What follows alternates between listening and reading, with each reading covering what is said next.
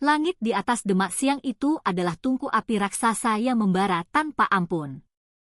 Matahari, bola pijar yang menggantung tepat di ubun-ubun, membakar atap-atap seng dan genting, memantulkan panasnya dari aspal jalanan kabupaten yang pecah-pecah. Angin seolah mati, membuat udara terasa pekat dan berat, menekan dada setiap insan yang berani menantangnya. Debu-debu coklat halus beterbangan setiap kali sebuah sepeda motor atau angkot tua lewat, meninggalkan aroma tanah kering bercampur sangit solar yang menusuk tajam ke dalam hidung. Di tengah suasana yang menindas itu, derap langkah seorang perempuan muda terdengar pelan namun mantap di atas trotoar yang retak. Langkah yang membawa beban jauh lebih berat dari sekadar panasnya sang surya.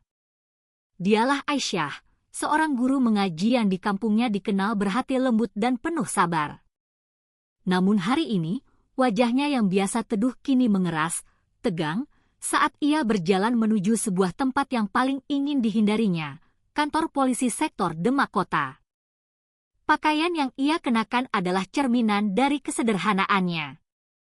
Gamis panjang berwarna krem pudar yang membungkus tubuhnya dari leher hingga mata kaki, dipadu dengan kerudung hijau lumut yang meneduhi wajahnya yang pucat pasi. Di bahunya, tergantung sebuah tas kain kecil, isinya bukan dompet atau alat rias, melainkan sebuah mushaf Al-Quran kecil dan buku catatan tipis. Sementara itu, di tangan kanannya, ia menggenggam erat sebuah map coklat yang sedikit lecek. Map itu adalah satu-satunya harapan yang ia miliki untuk membebaskan ayahnya, Pak Hartono.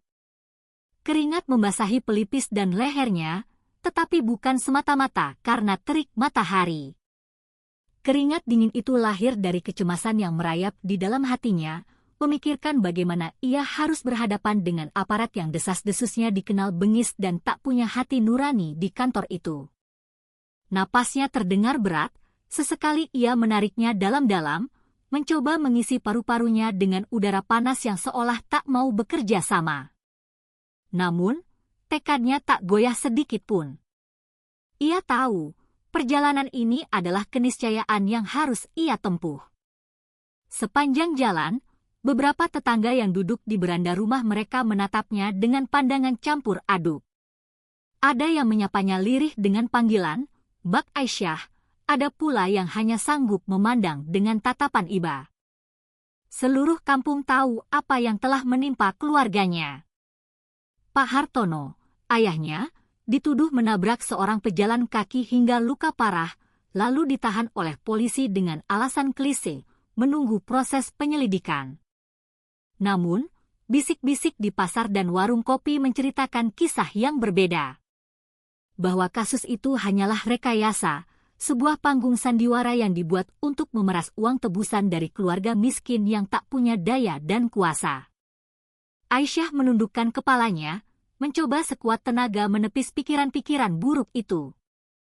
Tetapi bayangan wajah ayahnya yang lelah di dalam sel yang dingin dan pengap terus menghantui setiap langkahnya.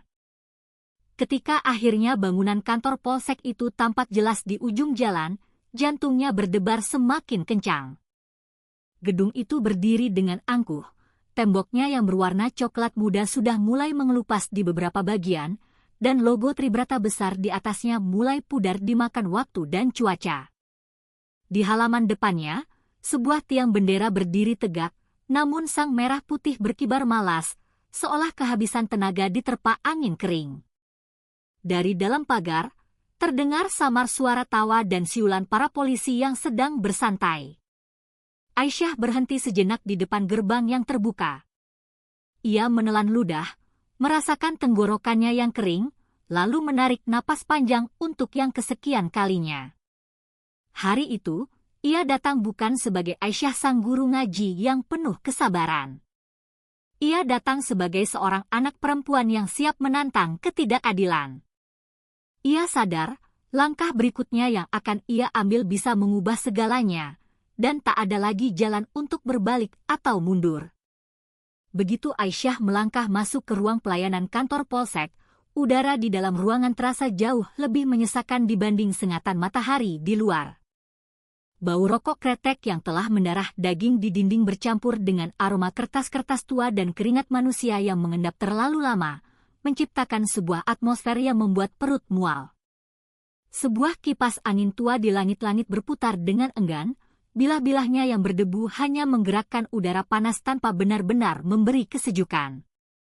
Di balik meja panjang yang penuh dengan tumpukan berkas tak beraturan, cangkir kopi bernoda, dan asbak yang meluap, duduk seorang polisi bertubuh tambun dengan wajah masam. Sosok itu seolah telah menyatu dengan ruangan yang kumuh itu sendiri. Tatapannya tajam namun hampa, penuh dengan kebosanan yang terpancar dari dadanya yang bidang. Di papan nama yang tersemat di seragam coklatnya yang sedikit kusut, tertulis sebuah nama, Bribka Agung. Agung menatap Aisyah dari ujung kepala hingga ujung kaki, pandangannya merendahkan dan tidak bersahabat. "Ada perlu apa?" tanyanya, suaranya berat dan datar, seolah setiap kata yang keluar adalah beban yang enggan ia lepaskan. Aisyah menunduk sopan, berusaha keras menjaga nada bicaranya agar tetap terdengar hormat.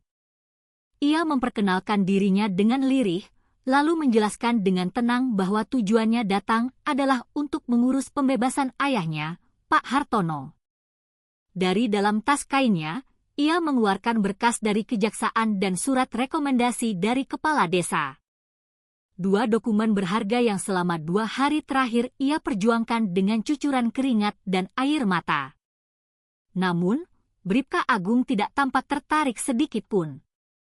Ia mengambil map itu dengan satu tangan, hanya mengangkat alisnya sekilas, lalu menatap Aisyah seolah-olah perempuan yang berdiri di hadapannya hanyalah sebuah gangguan kecil dalam rutinitas hariannya yang membosankan. Dengan ujung jarinya yang menghitam oleh bekas tinta pulpen, Agung membolak-balik berkas itu dengan gerakan yang sengaja diperlambat. Bibirnya membentuk sebuah garis sinis yang tersembunyi di balik kumisnya yang tebal. "Ini bisa diurus," katanya akhirnya. Nada suaranya lebih menyerupai ejekan daripada sebuah kepastian. Aisyah menunggu dalam diam, berharap ada penjelasan atau arahan lebih lanjut. Tapi yang ia dapatkan hanyalah suara debaman keras saat Agung meletakkan kembali map itu di atas meja. Kertas-kertas di dalamnya sedikit terlipat akibat hentakan kasar itu. Beberapa polisi lain di ruangan itu menoleh sekilas, mendengar suara benturan itu, tapi mereka segera kembali menunduk, pura-pura sibuk dengan pekerjaan masing-masing. Suasana menjadi canggung. Aisyah bisa merasakan tatapan penuh penilaian dari mata-mata asing di sekelilingnya, membuatnya merasa kecil dan tak berdaya. Dalam hati, ia berusaha untuk tetap tenang. Ia tahu kantor ini bukanlah tempat yang ramah bagi orang kecil sepertinya. Tapi tatapan sinis Agung dan nada bicaranya yang dingin mulai mengikis kesabarannya sedikit demi sedikit. Ia menggenggam ujung map di atas meja, berusaha menahan diri agar tidak terpancing emosi. Namun, di matanya yang bening, mulai muncul kilatan tekad. Tekad untuk tidak tunduk pada permainan kekuasaan yang mulai ia rasakan di hadapannya. Ia belum tahu, pertemuan sederhana di ruang pelayanan yang pengap ini akan menjadi gerbang pembuka dari sebuah mimpi buruk yang tak pernah ia bayangkan sebelumnya. Beberapa menit yang terasa seperti selamanya berlalu dalam keheningan yang menekan. Aisyah tetap berdiri di depan meja pelayanan, kedua tangannya terlipat di depan tubuh, berusaha menampilkan citra kesabaran sementara Bribka Agung menulis sesuatu di atas selembar kertas memo.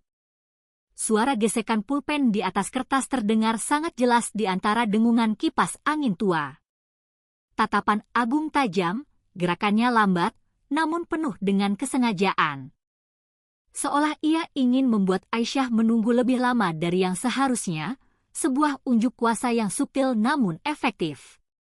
Setelah selesai mencatat, Agung meletakkan pulpennya, meniup ujung kertas itu seolah mengeringkan tinta, lalu menyodorkannya dengan ujung jarinya tanpa sudi menatap wajah Aisyah. "Kalau mau ayahmu keluar cepat, bayar administrasi dulu," katanya dengan nada santai yang menusuk. Kata-kata itu menggantung di udara seperti racun yang tak terlihat. Aisyah menerima kertas itu dengan tangan yang mulai gemetar. Ia membuka lipatannya pelan-pelan, dan seketika jantungnya terasa seperti diremas. Di atas lembaran kertas kecil yang berkopolsek itu, tertera sebuah angka yang sangat besar, angka yang membuat darahnya seolah berhenti mengalir.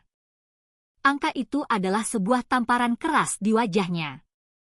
Jumlah yang sama sekali tidak masuk akal bagi seorang guru ngaji dengan penghasilan pas-pasan yang hanya cukup untuk makan sehari-hari.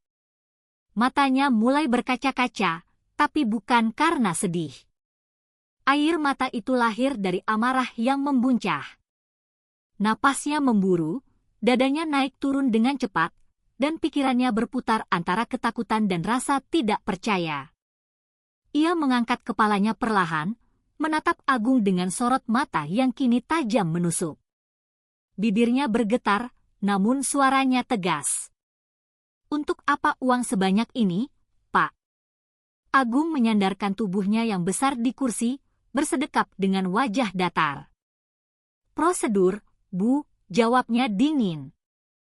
"Kalau mau prosesnya cepat, ya begitulah jalannya. Banyak keluarga lain yang paham sistem ini." Ia sengaja menekankan kata "paham" dengan nada menantang, seolah sedang menguji keberanian dan batas kesabaran Aisyah. Di sudut ruangan, dua polisi muda saling berpandangan dan tertawa kecil. Salah satu dari mereka bahkan berbisik kepada temannya, "Waduh, kena pancing juga yang ini."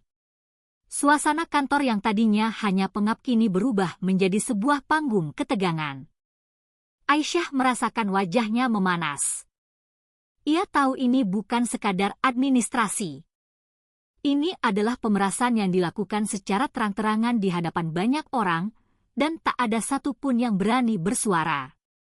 Dengan gerakan cepat yang tak terduga, Aisyah menghentakkan kertas itu kembali ke atas meja hingga beberapa lembar dokumen lain ikut berhamburan. "Apa-apaan ini?" serunya dengan suara keras. Suaranya pecah oleh emosi yang tak lagi bisa ia bendung. "Ini pemerasan namanya? Tidak ada hukum yang menulis aturan seperti ini." Semua kepala di ruangan itu sontak menoleh. Para polisi yang tadinya pura-pura sibuk kini menatap lurus ke arah sumber suara. Warga yang mengantre terdiam. Keheningan yang pekat menyelimuti kantor, hanya menyisakan suara napas Aisyah yang masih terdengar berat dan bergetar. Agung mematung selama beberapa detik, terkejut, sebelum perlahan-lahan berdiri dari kursinya.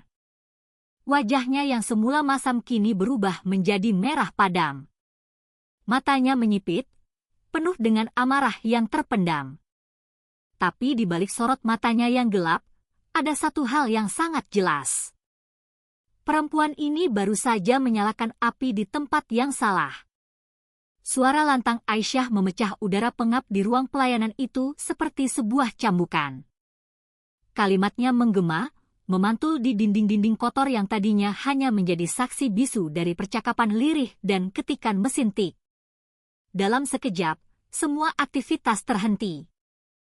Polisi yang duduk di balik meja menurunkan pandangan mereka, warga yang sedang menunggu giliran berhenti menulis formulir, dan seorang ibu yang menggendong anak bahkan refleks menutup mulut anaknya agar tetap diam. Semua mata kini tertuju pada satu titik, sosok perempuan muda berkerudung hijau yang berdiri tegar di tengah ruangan, dengan wajah memerah karena marah dan mata yang berapi-api. Suasana berubah drastis dari hiruk-pikuk menjadi senyap yang mencekam. Hanya derit kipas angin tua yang masih terdengar pelan, seolah menjadi musik latar dari drama yang baru saja dimulai. Bribka Agung, yang kini berdiri tegak di balik meja, tampak seperti bara api yang siap meledak.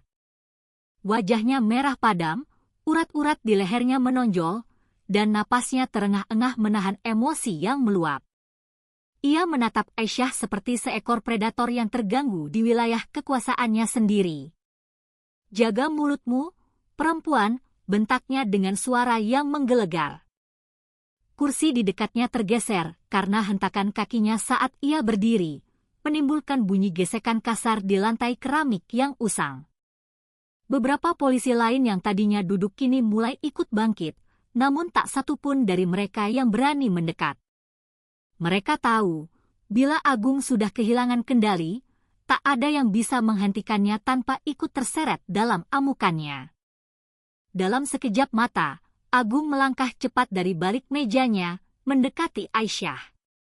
Tubuh besarnya seperti sebuah tembok bergerak yang menguasai ruang di depannya. Dengan satu tangan yang besar dan kasar, ia mendorong Aisyah hingga punggungnya menghantam dinding dengan keras. Benturan itu cukup kuat untuk membuat kepala Aisyah berdengung dan pandangannya berputar sejenak.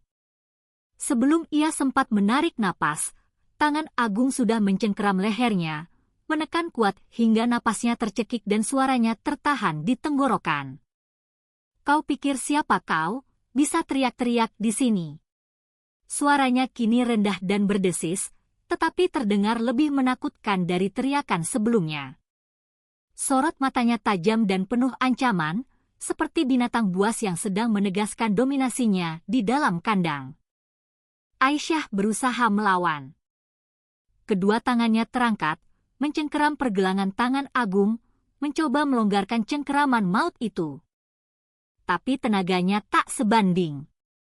Matanya memerah menahan sakit, dan suara batuknya yang tertahan terdengar di seluruh ruangan yang senyap. Beberapa warga yang melihat kejadian itu tampak terkejut dan pucat, namun mereka hanya berani menatap tanpa bergerak. Ketakutan begitu nyata di udara, seolah udara itu sendiri telah membeku. Salah satu polisi muda hendak melangkah maju, mungkin berniat melerai, tapi ia dihentikan oleh tatapan tajam dari seniornya. Tak ada yang berani menolong. Aisyah kini menjadi satu-satunya suara kebenaran di tempat yang dikuasai oleh ketakutan dan arogansi kekuasaan. Dalam hatinya, di antara rasa sakit dan panik, ia bersumpah. Jika ia bisa keluar hidup-hidup dari tempat ini, tak akan ada lagi yang bisa membuatnya tunduk pada ketidakadilan semacam ini. Aisyah terbatuk keras, napasnya tersengal-sengal saat cengkeraman tangan Agung akhirnya terlepas.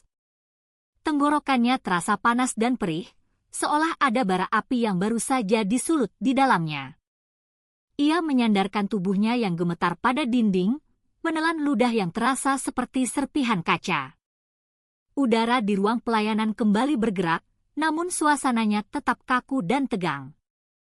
Agung berdiri tegak di depannya, dadanya naik turun, matanya menatap dengan kebencian, sementara mulutnya terkatup rapat seolah menahan kata-kata kotor yang hampir terlontar. Aisyah menggenggam lehernya, mencoba menenangkan dirinya sendiri.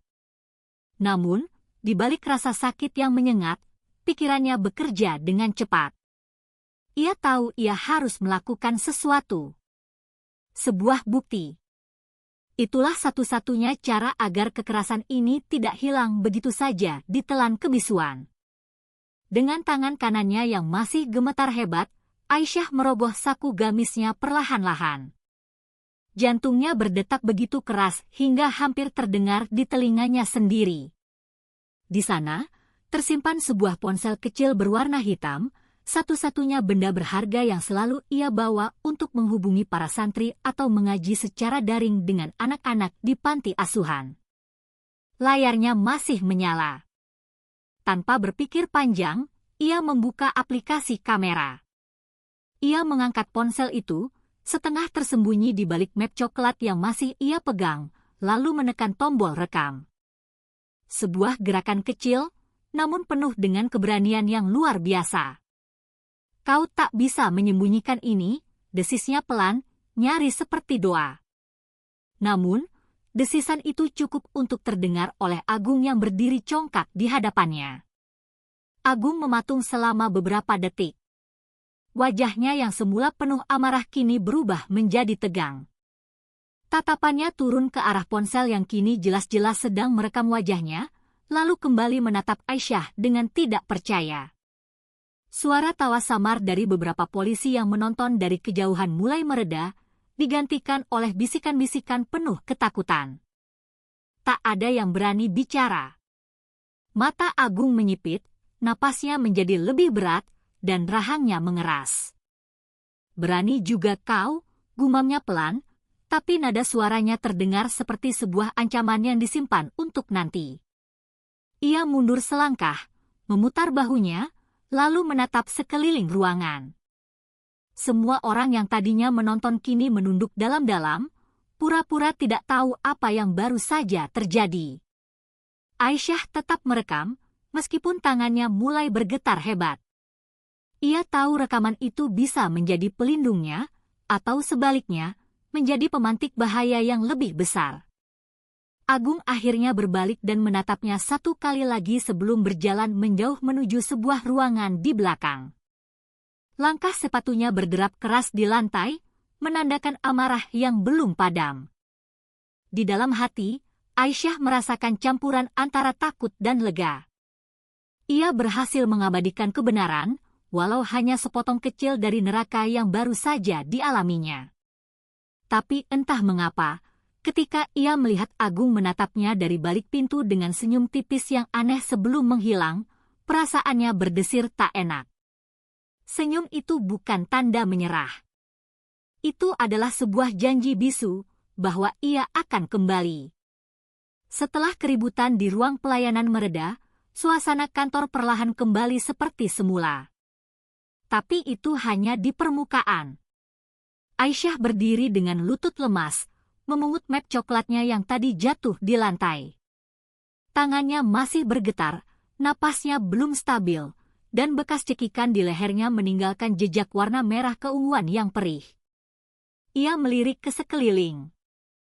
Para polisi kini telah kembali duduk di meja masing-masing, namun tak satu pun dari mereka yang berani menatapnya. Semua berpura-pura sibuk, seolah kejadian tadi hanyalah sebuah bayangan yang sebaiknya segera dilupakan.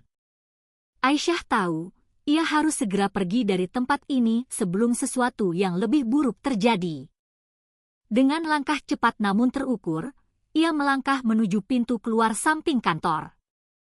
Lorong menuju pintu belakang itu terasa asing dan panjang. Cahaya siang yang terik menembus lewat jendela-jendela tinggi, memantulkan bayangan garis-garis di lantai keramik, membuatnya tampak seperti jeruji penjara. Udara di sana panas dan lembab, dengan suara kipas angin tua yang berderit malas di langit-langit, menambah suasana mencekam. Dinding-dindingnya dipenuhi poster-poster kusam tentang pelayanan tanpa pungli, sebuah ironi yang menyakitkan mengingat apa yang baru saja ia alami. Aisyah berjalan pelan sambil memeluk erat map di dadanya, memastikan langkahnya tidak menarik perhatian. Setiap derap sepatunya bergema, terdengar terlalu keras di lorong yang kosong itu, seolah menandai keberadaannya pada dunia yang memilih untuk diam. Setelah beberapa langkah, ia berhenti sejenak di bawah seberkas cahaya matahari yang jatuh dari jendela. Napasnya mulai melambat. Ia mengeluarkan ponselnya dari saku dan menatap layar dengan jantung berdebar. Rekaman itu masih ada.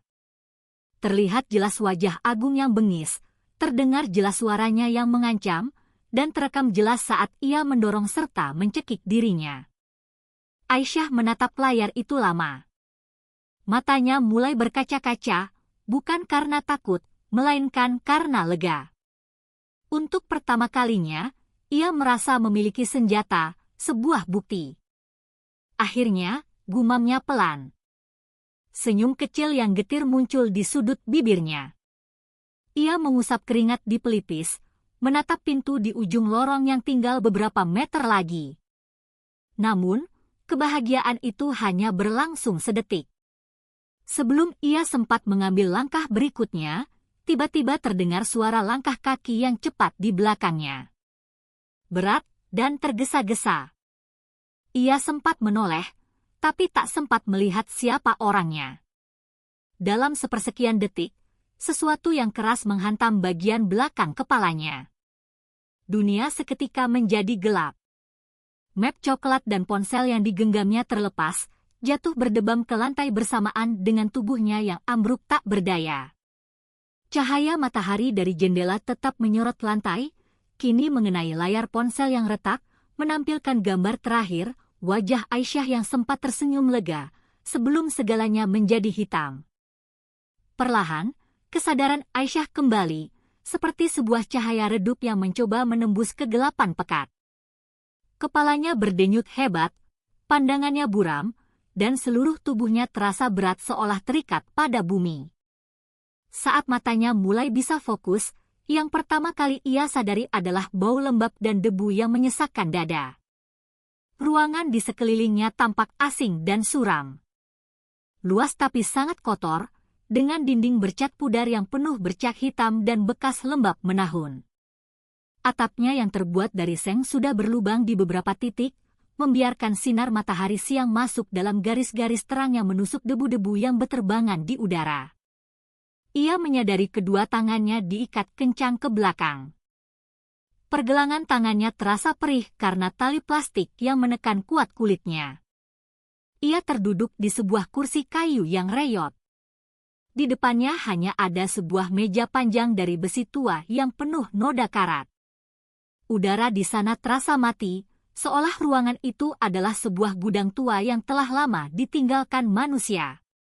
Aisyah mencoba bergerak, tetapi suara gesekan kursinya justru memantul di dinding ruangan yang kosong, menambah suasana yang sudah mencekam. Lalu, dari balik cahaya di depannya, muncul sesosok tubuh yang membuat napasnya tercekat. Bribka Agung berjalan perlahan ke arahnya. Seragamnya kusut, wajahnya kaku, dan di tangannya, ia menggenggam ponsel hitam milik Aisyah. Senyum sinis yang penuh kemenangan mengembang di bibirnya. Senyum seseorang yang tahu dirinya berada di atas angin. Kau pikir video ini bisa menyelamatkanmu? Suaranya rendah, tetapi setiap katanya menampar keras telinga Aisyah. Ia melangkah lebih dekat, lalu tanpa ragu sedikit pun, ia membanting ponsel itu ke lantai dengan kekuatan penuh. Suara kaca yang retak dan serpihan logam yang berhamburan menggema keras di ruangan kosong itu, seperti suara harapan yang baru saja dihancurkan berkeping-keping. Agung menatap pecahan ponsel itu dengan puas, lalu mengangkat wajahnya ke arah Aisyah. Sekarang, siapa yang akan percaya padamu? Tidak ada bukti, tidak ada saksi. Kau hanya seorang perempuan miskin yang mencoba melawan sistem, katanya dengan nada yang penuh penghinaan. Aisyah menatapnya dari balik rambut yang menutupi sebagian wajahnya. Napasnya tersengal, matanya mulai basah, tetapi bukan karena takut. Itu adalah air mata amarah yang tertahan. Di bawah cahaya matahari yang menyorot dari atap bolong, wajahnya tampak kontras, pucat pasi, namun matanya menyala seperti bara api yang belum padam. Agung tidak menyadari bahwa meskipun tali masih mengikat erat tangannya, semangat di dalam diri perempuan itu sudah mulai terbakar lagi. Suasana hening selama beberapa detik, hanya terdengar napas keduanya. Agung berbalik, berjalan pelan ke arah meja, mungkin menyiapkan sesuatu dari dalam laci untuk menakut-nakutinya. Tapi di saat itulah, Aisyah mulai menarik-narik tali di pergelangan tangannya dengan gerakan-gerakan kecil, mencoba mencari celah pada simpulnya. Rasa sakit yang menyengat di pergelangan tangannya tidak ia pedulikan. Ia tahu ponsel itu hancur, tetapi ia juga tahu apa yang terekam tadi sudah tersimpan aman di memori cadangan cloud, berkat fitur sinkronisasi otomatis yang selalu ia aktifkan untuk mengajar murid-muridnya dari jarak jauh. Agung boleh menghancurkan benda itu, tapi ia tidak bisa menghancurkan kebenarannya. Di tengah panasnya sinar matahari yang menembus atap, Aisyah berjanji dalam hati, jika ia berhasil keluar hidup-hidup dari ruangan ini, maka yang pertama kali akan ia hancurkan bukan lagi sistem, tetapi orang-orang yang bersembunyi di baliknya. Agung menatap Aisyah dengan mata liar yang berkilat oleh amarah dan kesombongan. Napasnya berat, seperti hewan buas yang baru saja menemukan mangsanya terpojok. Tangan besarnya yang kasar terangkat tinggi. Dan sebelum Aisyah sempat bereaksi, sebuah tamparan yang sangat keras mendarat di pipinya. Suaranya menggema, memantul di dinding-dinding kosong gudang itu. Kepala Aisyah terhempas ke samping.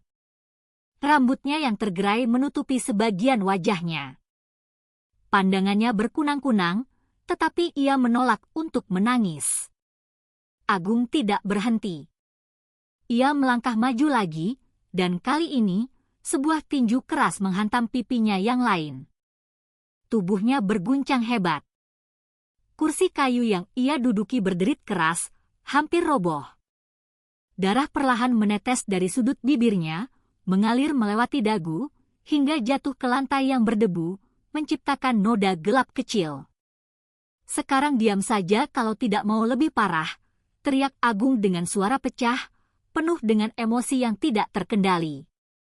Ia mengangkat tangannya lagi, siap memukul, tetapi berhenti di udara seolah sedang menahan dorongan gila untuk menghajarnya lebih keras. Aisyah menatapnya dengan pandangan yang mulai kabur, tetapi dalam tatapan itu, ada sesuatu yang telah berubah. Bukan lagi ketakutan, melainkan sebuah kemarahan yang begitu dalam. Tubuhnya memang lemah, tetapi hatinya menolak untuk tunduk.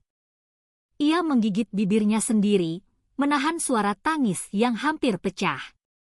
Dalam pikirannya, terlintas wajah ayahnya di balik jeruji besi. Wajah lelah yang menatapnya dengan penuh harapan. Dan dari sanalah, tekadnya kembali tumbuh. Ia tahu, jika ia menyerah sekarang, tak akan ada lagi yang tersisa untuk diperjuangkan. Ruangan itu terasa semakin panas dan sunyi. Dari atap bolong di atas kepala, cahaya matahari menyorot langsung ke wajah Aisyah yang berdarah, menciptakan kontras yang tajam antara luka dan keteguhan. Agung berputar di tempat, berusaha menenangkan dirinya sendiri. Ia menyalakan sebatang rokok dengan tangan yang sedikit gemetar, mencoba menutupi kekacauan di dalam dirinya. "Kau pikir siapa dirimu?" "Hanya guru ngaji kampung," katanya dengan tawa getir, setengah berusaha meyakinkan dirinya sendiri bahwa kekerasan yang baru saja ia lakukan masih masuk akal. Tapi di dalam tatapannya yang semakin kabur oleh asap rokok, ia bisa melihat Aisyah menatap balik dengan dingin. Sebuah tatapan yang justru membuatnya semakin gelisah. Aisyah menunduk. Darah di bibirnya ia seka dengan punggung tangan yang terikat. Ia ingin berteriak, tetapi ia tahu itu tak ada gunanya. Tak ada suara manusia lain di luar sana. Kantor itu terlalu sepi. Seolah seluruh dunia telah menutup telinga dari jeritan kebenaran. Yang terdengar hanyalah dengungan kipas tua di kejauhan, disusul suara langkah sepatu Agung yang mondar-mandir seperti seorang penjahat yang kehilangan arah. Dalam keheningan yang mencekik itu, Aisyah mulai menyadari sesuatu. Rasa takutnya sudah mulai mati. Yang tersisa kini hanyalah amarah dan keberanian.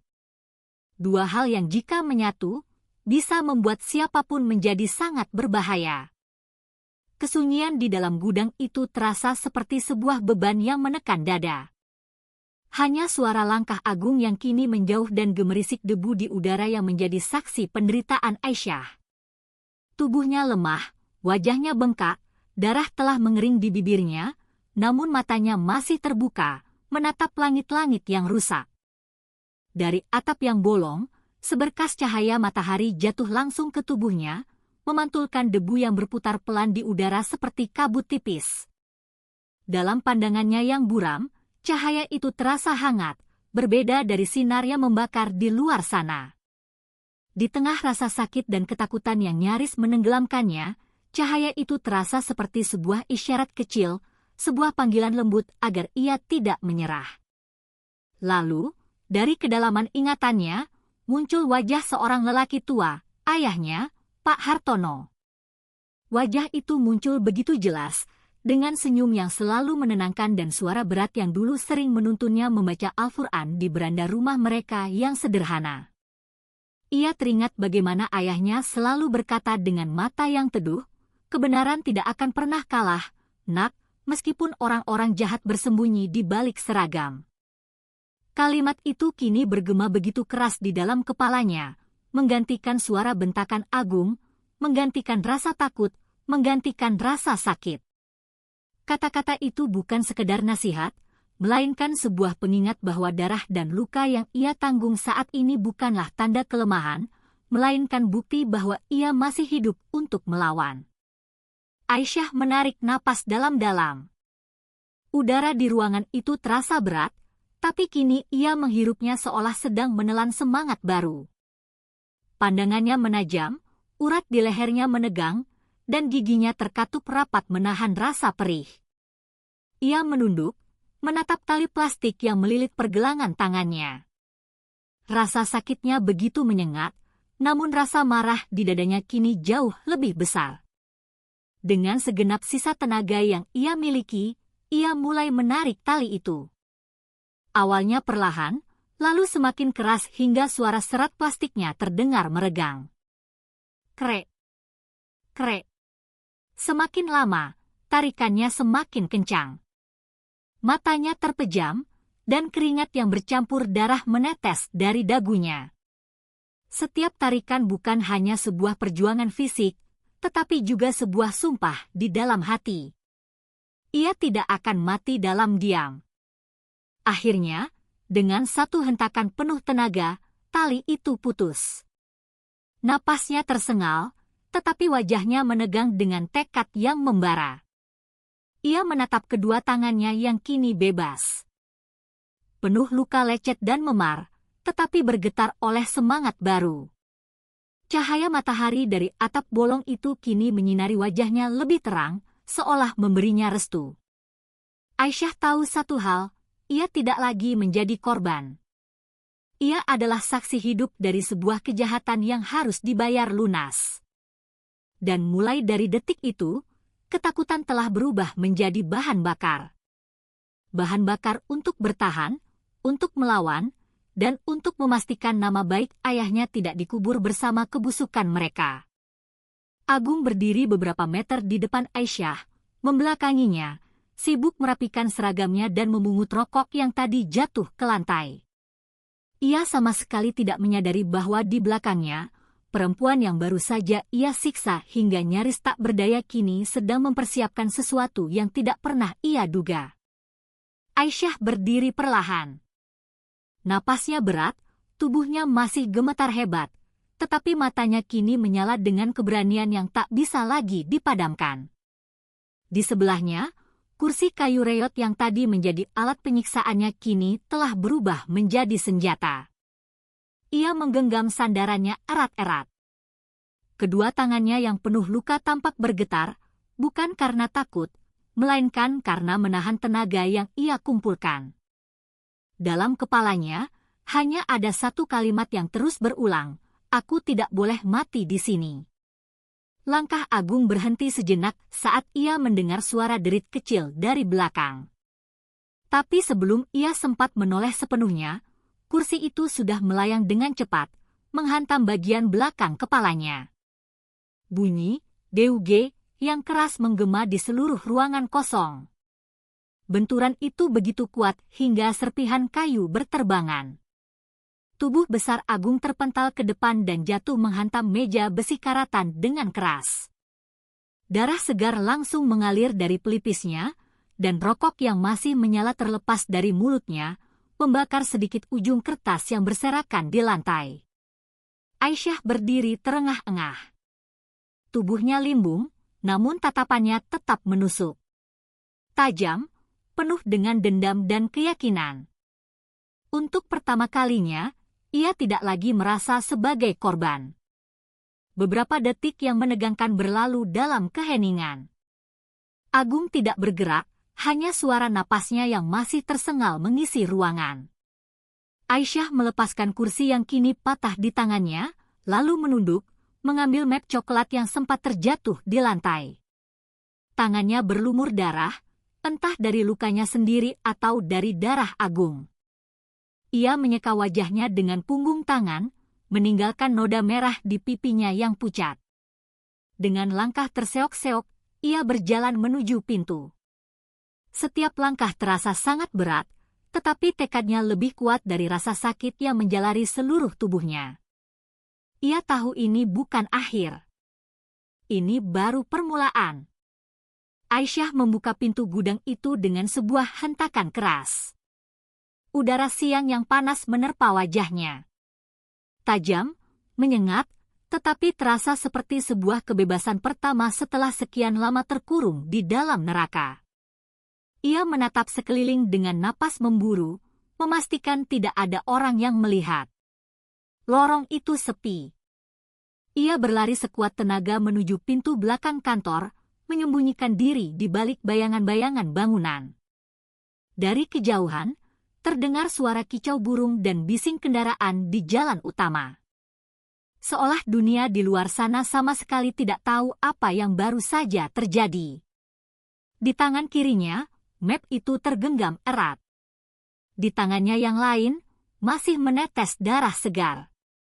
Simbol dari satu hal yang pasti, keberanian telah menggantikan ketakutan. Begitu pintu tua berkarat di belakang kantor itu terbuka, sinar matahari siang yang menyilaukan langsung membutakan mata Aisyah. Ia terpaksa menyipitkan pandangannya, menahan sakit kepala yang masih berdenyut hebat. Udara luar yang panas terasa seperti menyambutnya dengan sebuah cambukan. Tapi baginya, panas itu justru terasa seperti kebebasan yang baru saja ia rebut secara paksa. Ia berlari keluar dari ambang pintu, melangkah melewati tanah berpasir yang gersang di halaman belakang kantor polisi. Rumput liar tumbuh tak beraturan, menyembunyikan potongan-potongan kaca, paku berkarat, dan sampah bekas bangunan. Di sisi kanan, deretan mobil dinas yang berdebu berjejer rapi, tak satu pun berpenghuni. Setiap langkah Aisyah terdengar keras. Sepatu datarnya menampar tanah kering, sementara napasnya memburu dengan cepat, menandakan tubuhnya sudah berada di ambang batas tenaga. Peluh yang bercampur darah menetes di pelipisnya. Setiap detik ia berlari terasa seperti sebuah pertempuran melawan waktu. Udara terasa berat, paru-parunya serasa terbakar, tapi ia tahu, berhenti berarti mati. Ia memegang erat map coklat di dadanya, seolah di dalam map itu tersimpan seluruh alasan mengapa ia harus tetap hidup. Dari kejauhan, ia melihat bayangan beberapa warga desa di ujung jalan. Siluet-siluet itu tampak seperti sebuah harapan. Ia mencoba membuka mulutnya untuk berteriak minta tolong, tapi suaranya serak. Tenggorokannya terasa perih akibat cekikan agung sebelumnya. Hanya suara kecil yang keluar, hampir tak terdengar, seperti sebuah bisikan yang ditelan oleh angin panas. Meski begitu, langkahnya tak berhenti. Aisyah tahu, selangkah lagi ia akan sampai di dunia luar. Dunia di mana kebenaran masih memiliki kesempatan untuk bersuara. Namun, nasib sepertinya belum berpihak padanya. Dari arah belakang, tiba-tiba terdengar suara pintu besi yang dibanting dengan keras. Suara itu menggema dengan tajam, disusul oleh langkah kaki yang tergesa-gesa dan sebuah teriakan samar. Napas Aisyah tersengal, tapi ia tak berani menoleh. Ia tahu siapa yang mungkin keluar dari pintu itu, dan ia tahu apa yang akan terjadi jika ia tertangkap lagi. Angin panas menerpa wajahnya, membuat rambutnya yang terurai menempel di pipi yang masih memar. Ia mempercepat langkahnya, matanya mencari arah aman di antara semak-semak dan kendaraan yang terparkir. Bayangan sesosok tubuh berbadan besar muncul di ujung pandangannya, terpantul dari kaca spion sebuah mobil. Langkahnya cepat, penuh dengan amarah. Dan itu cukup untuk membuat adrenalin Aisyah melonjak. Ia terus berlari, menembus siang yang terik tanpa berpikir lagi. Jantungnya berdetak keras seperti genderang perang, sementara suaranya sendiri tak lagi bisa keluar dari tenggorokan. Langit terasa terlalu terang dan panas, seolah menelan seluruh warna di sekitarnya, hanya menyisakan dua hal, napas dan tekad. Di kejauhan, suara peluit terdengar samar, disusul teriakan kasar seseorang yang memanggil namanya. Tapi ia tak peduli. Ia hanya tahu satu hal, ia harus keluar dari halaman itu, menembus pagar, dan mencapai jalan besar di depan desa. Di bawah sinar matahari yang membakar, Aisyah bukan lagi korban. Ia adalah seorang pelari kebenaran yang berjuang melawan sistem busuk yang ingin menghapusnya dari dunia. Langkah Aisyah mulai goyah. Tubuhnya yang dipenuhi luka dan kelelahan seolah tak lagi sanggup menanggung berat beban di pundaknya. Jalanan tanah yang ia lintasi bergelombang dan panas, membuat pandangannya berputar. Napasnya tersengal-sengal, bibirnya kering kerontang, dan suara bising kendaraan di kejauhan terdengar seperti gema yang terpisah dari dunia nyata. Ia sempat berpegangan pada batang pohon jati di tepi jalan, mencoba menahan tubuhnya agar tidak ambruk. Namun, pada langkah berikutnya, lututnya menyerah. Tubuhnya jatuh tersungkur di tanah yang berdebu. Debu naik ke udara, menempel di wajah dan rambutnya yang basah oleh keringat. Dalam kondisi separuh sadar, ia mendengar langkah seseorang mendekat dengan tergesa, disusul suara seorang lelaki yang memanggil dengan nada cemas. "Mbak, hei, Mbak, kenapa?" Lelaki itu berlutut di sampingnya. Wajahnya tertutup sebagian oleh bayangan topi lusuh yang ia kenakan. Ia berpakaian sederhana, kemeja abu-abu yang kusut, celana jeans pudar, dan sebuah tas selempang hitam yang tampak berat di bahunya. Napasnya teratur, tapi nada suaranya penuh dengan kepedulian. "Anda terluka? Ayo, duduk dulu, minum ini," katanya sambil menyodorkan sebotol air mineral. Aisyah menerimanya dengan tangan bergetar, meminum beberapa teguk sebelum akhirnya menatap pria itu dengan pandangan lemah. "Siapa kamu?" tanyanya pelan. Lelaki itu tersenyum kecil, lalu mengeluarkan sebuah kartu pers dari saku bajunya. "Nama saya Bima. Saya wartawan lokal. Kebetulan saya sedang liputan di sekitar kantor polisi itu, mau cari data soal kasus suap yang katanya melibatkan beberapa oknum di dalam." Mendengar kata suap, Aisyah langsung menegakkan tubuhnya.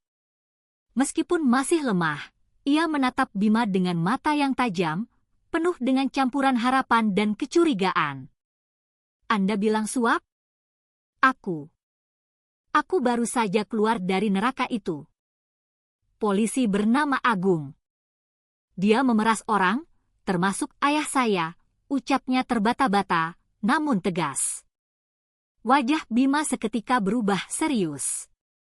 Ia menatap Aisyah lekat-lekat, lalu berkata pelan, "Nama itu sudah lama kami curigai. Bribka Agung adalah salah satu nama yang sering muncul dalam laporan-laporan anonim. Tapi selama ini kami tidak pernah punya bukti konkret. Kalau benar Anda sempat merekam sesuatu, itu bisa menjadi kunci besar." Kata-kata Bima membuat dada Aisyah terasa sesak. Ia menggeleng perlahan, air mata akhirnya menetes tanpa bisa ia tahan. "Ponselnya sudah dihancurkan di depan mata saya," ujarnya dengan suara serak. Bima menunduk, terdiam selama beberapa detik, lalu berkata dengan tegas, "Kalau begitu, kita masih punya cara lain." Ia membantu Aisyah berdiri, menepuk-nepuk debu dari pundaknya dengan hati-hati. "Saya akan bantu Anda. Tapi Anda harus tenang dan kuat. Orang-orang seperti mereka tidak akan berhenti sampai kita yang berhenti." Aisyah menatapnya. Ada sedikit cahaya harapan di matanya yang lelah, tapi juga ada ketakutan besar yang belum hilang. Mereka berjalan perlahan, meninggalkan jalan desa yang panas itu, menuju sebuah warung kecil di tepi sawah untuk berteduh. Di belakang mereka, matahari masih menggantung tinggi. Tapi di dalam dada Aisyah, api yang lain mulai menyala. Bukan lagi amarah semata, melainkan tekad untuk mengungkap sesuatu yang jauh lebih gelap dari sekadar pemerasan. Sebuah jaringan kejahatan yang bersembunyi di balik seragam dan kekuasaan. Malam itu, udara terasa dingin dan sunyi. Aisyah duduk di sebuah warung kecil bersama Bima. Cahaya lampu minyak yang temaram memantul di wajah mereka yang lelah dan tegang. Di atas meja, laptop tua milik Bima menampilkan beberapa foto hasil penyelidikannya. Gambar-gambar itu agak buram, hasil jepretan dari kejauhan, tapi cukup jelas menampilkan Bribka Agung, seorang perwira lain yang Aisyah belum kenal, dan seorang pejabat daerah yang sedang menghadiri pertemuan tertutup di sebuah rumah mewah. Aisyah menatap layar itu dengan dahi berkerut, hatinya berdegup kencang. Ia mulai sadar, masalah ini jauh lebih besar dari sekadar pemerasan seorang oknum polisi. Bima menjelaskan dengan suara pelan tapi tegas, menunjuk satu persatu wajah di foto. Mereka semua terlibat dalam jaringan pencucian uang, katanya. Perwira itu Kompol Suryo, atasan Agung. Modusnya lewat kasus-kasus kecelakaan fiktif atau yang direkayasa. Mereka pura-pura menahan orang, lalu memeras keluarganya dengan alasan biaya administrasi. Uang tebusan itu kemudian dicuci lewat rekening beberapa yayasan fiktif milik pejabat itu. Aisyah tertegun, matanya perlahan memanas. Semua potongan teka-teki mulai menyatu, penangkapan ayahnya, laporan polisi yang janggal, permintaan uang yang tak masuk akal, dan ancaman brutal dari Agung. Ia menatap Bima, suaranya bergetar menahan emosi. Jadi, ayah saya hanya korban dari permainan kotor mereka. Bima mengangguk pelan, matanya tak lepas dari layar dengan wajah yang tegang. Kemungkinan besar, iya. Dan mereka sudah melakukan ini selama bertahun-tahun. Banyak keluarga lain yang memilih diam karena takut. Kata-kata itu membuat Aisyah terdiam lama. Rasa marah, sedih, dan ketakutan bercampur menjadi satu di dalam dadanya. Tapi di balik matanya yang basah, muncul api kecil. Sebuah keinginan untuk melawan.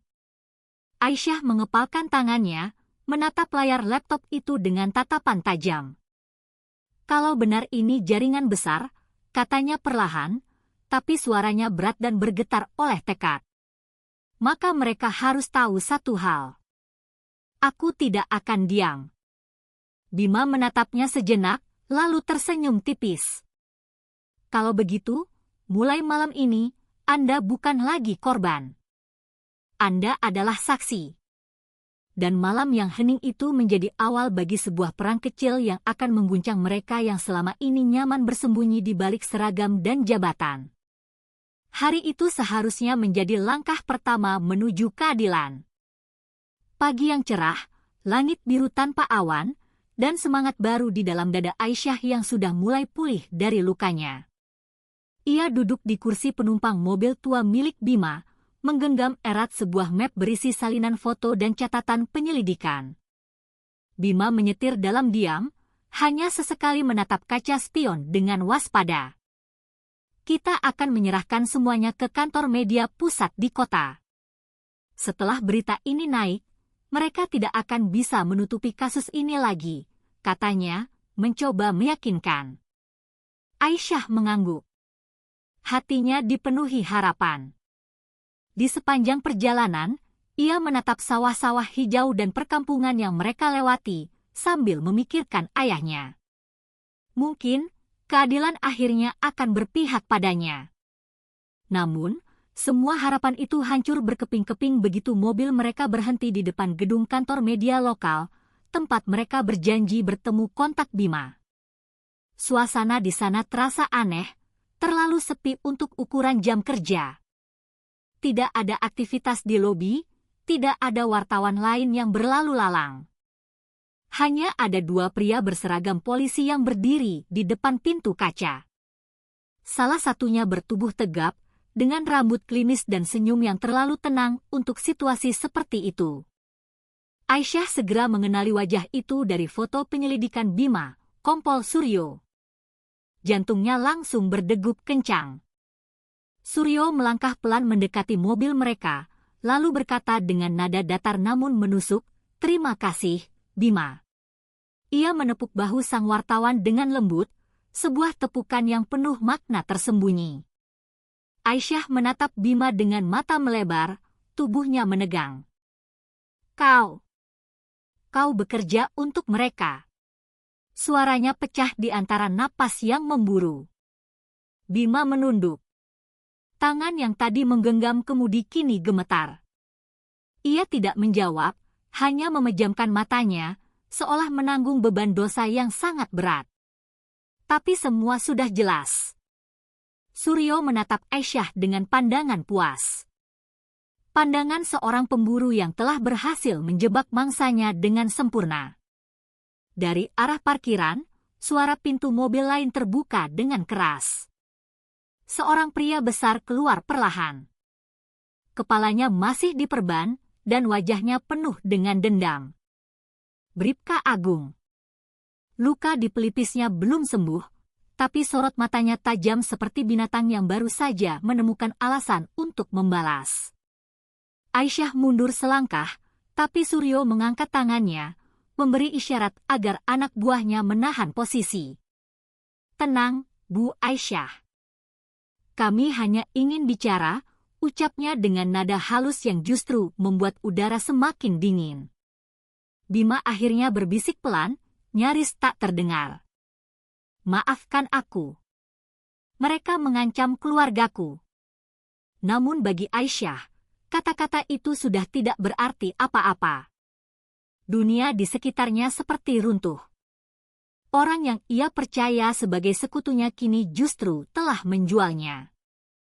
Dan di depan gedung yang seharusnya menjadi tempat kebenaran ditegakkan, ia kini dikelilingi oleh kebohongan yang mengenakan seragam resmi. Aisyah berusaha berontak, tapi dua polisi bertubuh besar sudah lebih dulu mencengkeram kedua lengannya. Ia diseret menuju sebuah mobil hitam tanpa plat nomor yang telah menunggu di depan gedung media. Suaranya nyaris tak terdengar di antara deru mesin yang menyala. Map berisi bukti dan foto penyelidikan terlepas dari tangannya, jatuh ke tanah, dan terinjak oleh sepatu bot salah satu polisi. Pintu mobil dibuka dengan kasar dan tubuh Aisyah dilempar ke dalam. Di kursi depan, Kompol Suryo duduk dengan tenang, seperti seorang eksekutor yang sudah lama menyiapkan vonisnya. Di sampingnya, Agung tersenyum tipis. Wajahnya masih terbalut perban, tapi matanya menyala oleh kebencian. Mobil melaju pelan, meninggalkan gedung itu, menembus jalanan kota yang mulai gelap menjelang senja. Di dalam mobil, udara terasa sangat berat. Hanya terdengar dengungan AC dan suara ban yang menyentuh aspal. Aisyah mencoba mengatur napas, menahan gemetar di tangannya yang kini kembali terikat. Lalu, suara Suryo terdengar. Datar dan menakutkan. "Kau terlalu banyak tahu, Aisyah," katanya. "Tapi jangan khawatir. Ayahmu sudah bebas." Aisyah menoleh dengan cepat, wajahnya penuh harap bercampur bingung. "Apa maksudmu?" tanyanya dengan suara serak. Suryo menatapnya sekilas lewat kaca spion, lalu tersenyum dingin.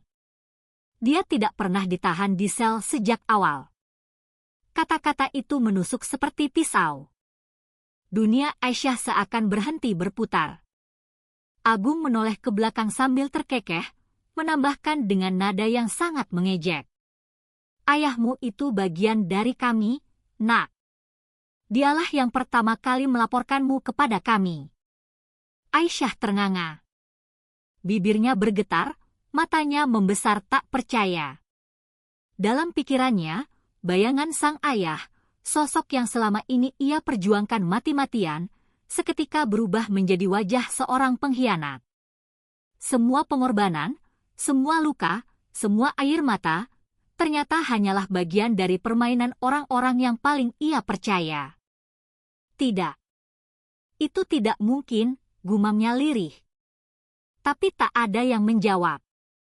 Suryo hanya menatap keluar jendela, menikmati keheningan yang ia ciptakan sendiri.